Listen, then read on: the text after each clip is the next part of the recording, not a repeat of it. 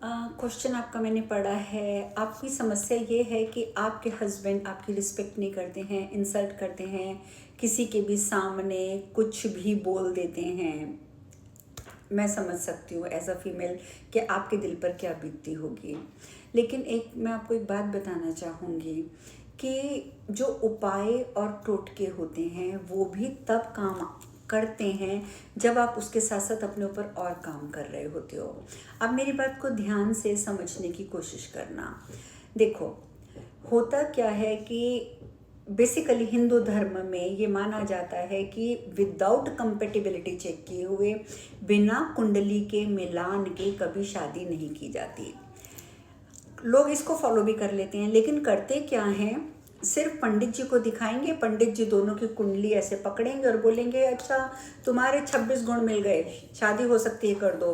तुम्हारे 30 गुण मिल गए, शादी हो सकती है कर लो। पर अगर 26 गुण मिले तो उसमें से 10 गुण कौन से नहीं मिले वो देखने बहुत इंपॉर्टेंट होते हैं। अगर आपके 30 गुण मिले लेकिन जो 6 गुण नहीं मिले वो गुण कौन से हैं वो देखने बहुत ज़रूरी होते हैं।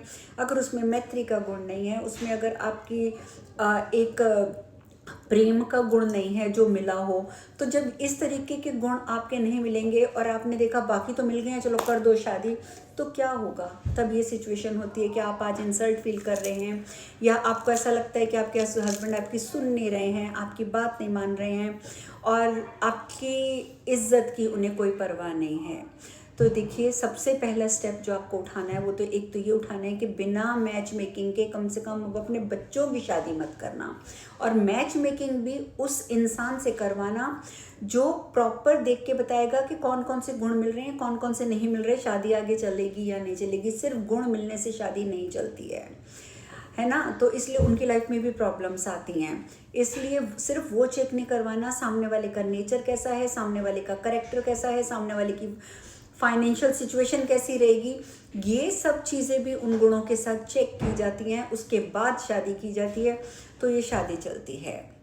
लेकिन अब देखिए, आपकी शादी हो चुकी है, तो जब आपकी शादी हो चुकी है, अब ये तो मैं कह नहीं सकती कि अब जाके आप मिलान करवा लो, लेकिन हाँ, आप एक काम कर सकते हो, ये चेक करवाओ कि कौन कौन से आपके गुण नहीं मिल रहे हैं, और उन गुणों के लिए जो भी रेमेडीज़ हैं, अगर आपको जेम स्टोन पहनना पड़ता है या कोई पूजा करानी पड़ती है, वो आप करवा लो।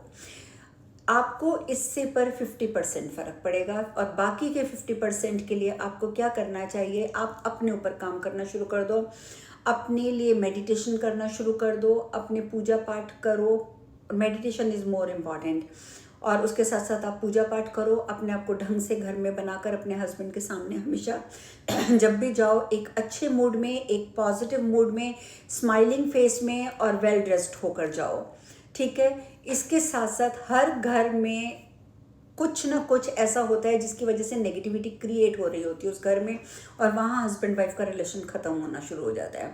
तो चेक करने की कोशिश करो कि आपके घर में क्लटर ज़्यादा है, या आपको अगर हेवीनेस लगती है अपने घर में, आपको लगता है कि नेगेटिव एंटिटीज़ आ गई हैं आपके घर में, तो धूनी दो, मैंने धूनी देना सिखाया है। इसके साथ साथ रिलेशनशिप को बेटर करने के लिए खम का जाप मैंने बताया है, KHUM, खम, वो आप जाप करो। अगर आप ये सब कुछ करोगे, अपने ऊपर काम करोगे, अपने घर पे काम करोगे, आपके हस्बैंड ऑटोमेटिकली चेंज हो जाएंगे, ठीक हो जाएंगे। लेकिन आगे से बिना कंपेटिबिलिटी चेक किए शादी करने की गलती मत करना, खासकर अपने बच्चों की। आपकी तो हो गई, बच्चों की।